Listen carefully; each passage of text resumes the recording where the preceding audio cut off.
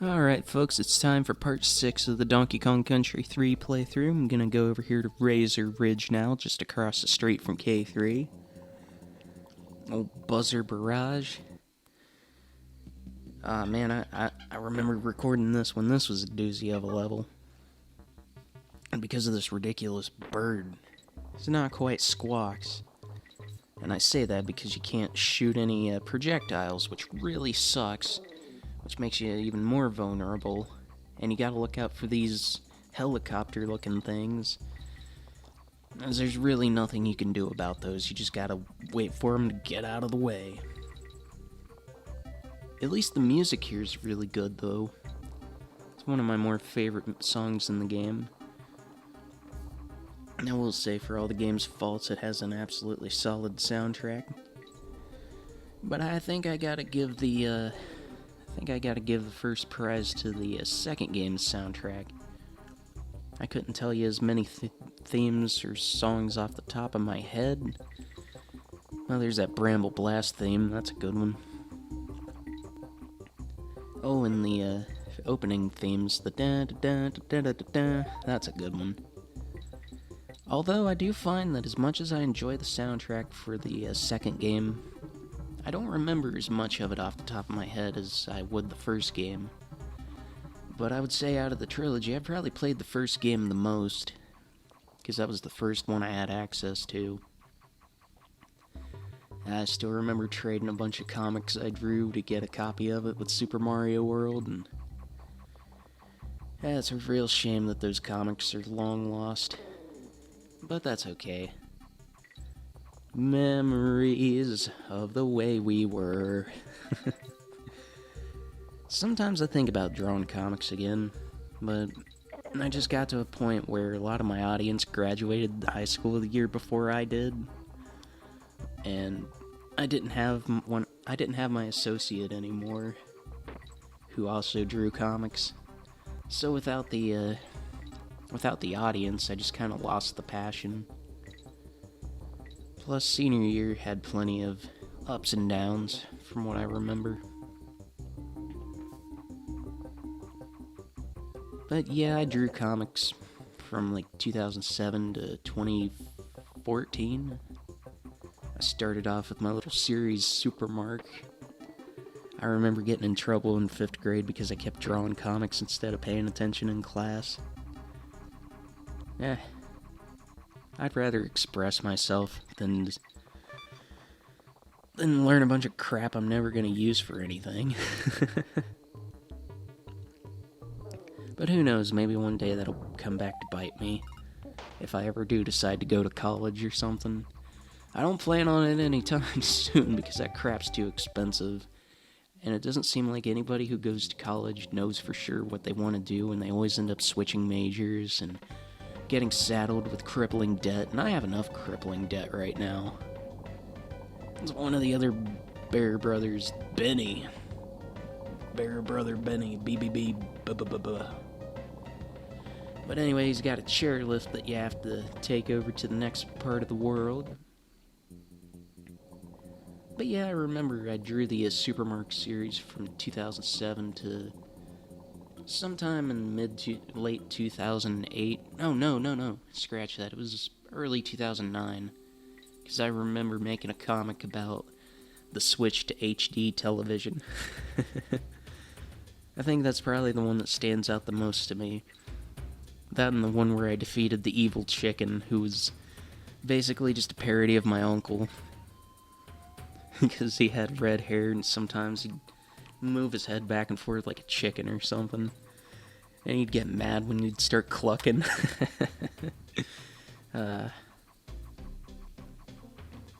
I remember incorporating him into one, and then I remember I had made a separate spin-off series about him.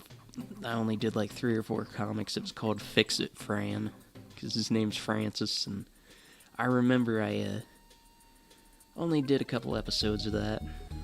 And then there was the big one, the one that changed everything, I feel. My series Work Hours, which I'm glad I still have an archive of the entire series. I've archived pretty much everything that was worth archiving from 2011 through 2014. There's a few comics that I've lost from the sands of time, but I kept a lot of the ones I felt the best about, and I'll keep those in a little folder in my storage unit.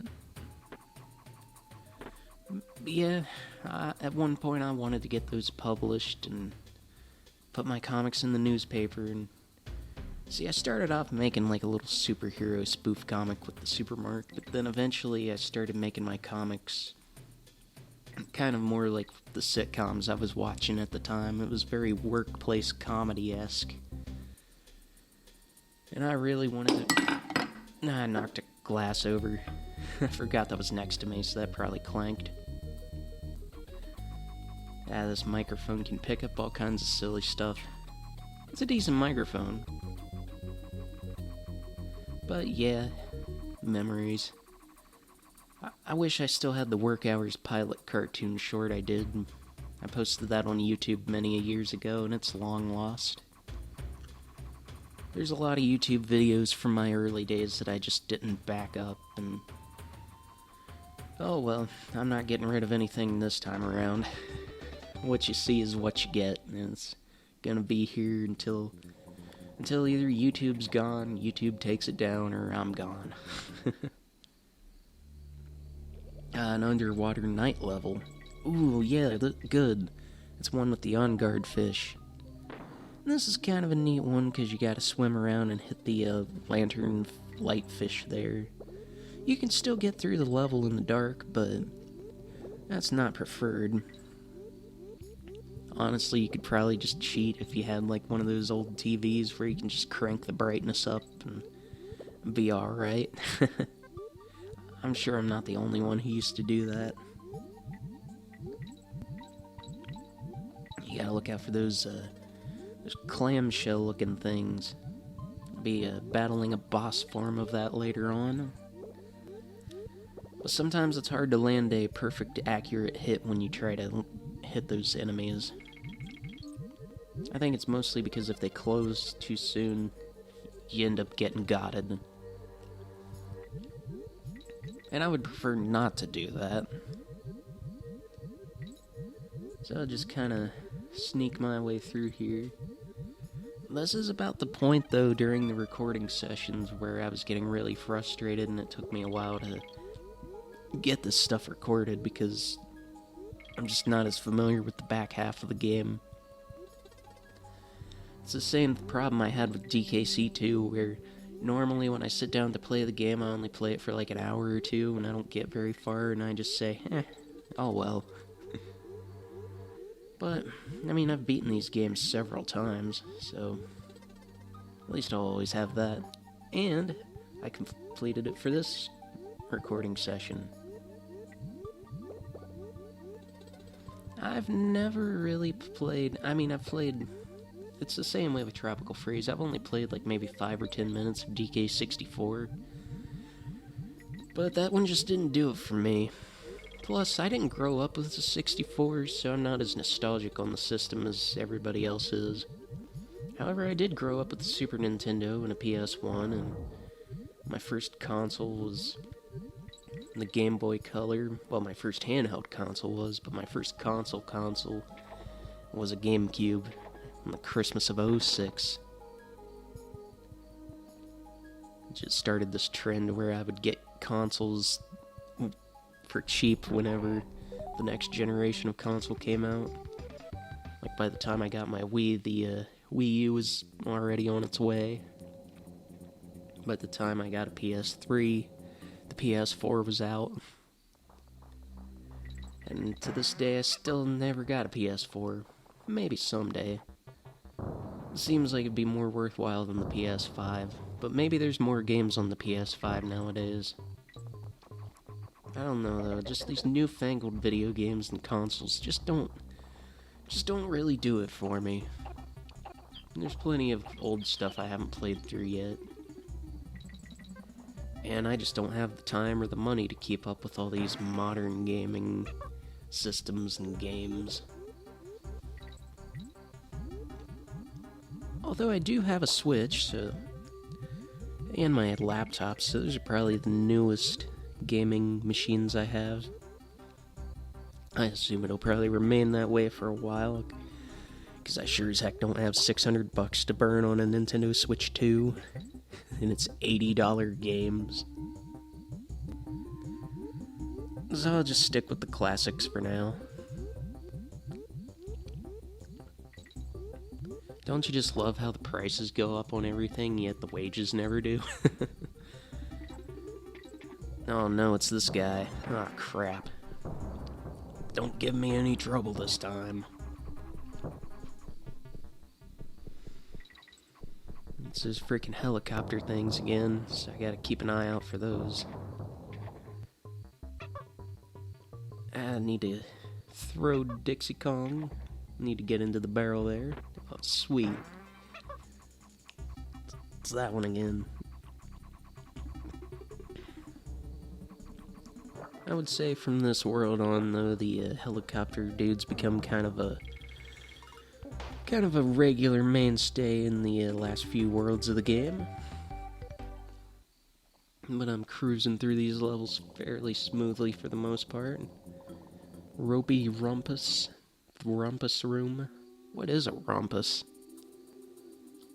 For that matter, but speaking of that, what's bubkus mean? I'd assume that means like bullcrap or something, like it's another word for malarkey, nonsense, something like that. Just more old-fashioned terms. Them good old-fashioned values on which we used to rely. Ow, Peter. I feel like I could probably do a slightly better Lois voice when I'm congested like this. I know it makes it easier to sing a lot of pop-punk songs because they're very nasally, folks. Alright, I just gotta... Okay, cool, I made it through there. That's a tough maneuver. Gotta wait... not wait, but make sure those zingers don't... Ah, too late. I better just go for it. Oof. Alright, cool. I try to play as Kiddy Kong as little as possible. Just not a fan. That's why I always try to switch back to the Dixie Kong character. I would much rather the ability to fly than listen to those annoying screaming sounds when I get hit. Like if you're Kiddy Kong and you die, he starts crying, it's like an ah! Like, man, chill out. And I can't tell you how many times I heard that during the recording sessions. I wasn't planning on going through a bonus stage, but it looks like I'm going to, and that's alright. Let's see what I got here. Yeah, it looks like I'm gonna try with this one, at least. Most of the bonus stages I just say screw it. I just use the cheat code at the end of the game to get all the bonus coins.